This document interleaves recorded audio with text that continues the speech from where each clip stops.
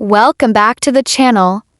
In today's video, I'm going to show you how to turn off the Instagram profile picture zoom feature. You might have noticed that when people tap on your profile photo, they can zoom in and see it more closely. Let's go step by step.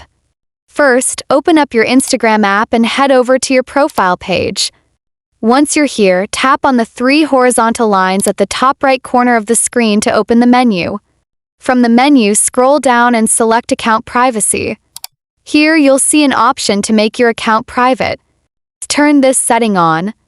By making your account private, strangers who don't follow you won't be able to zoom in or view your profile picture in detail. But let's say you don't want to switch your account to private, there's another method you can use.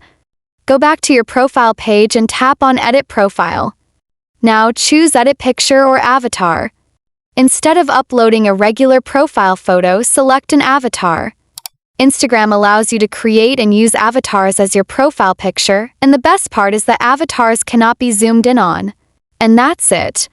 If you found this video helpful, make sure to hit the like button, drop a comment if you've tried this, and don't forget to subscribe for more Instagram tips and tricks.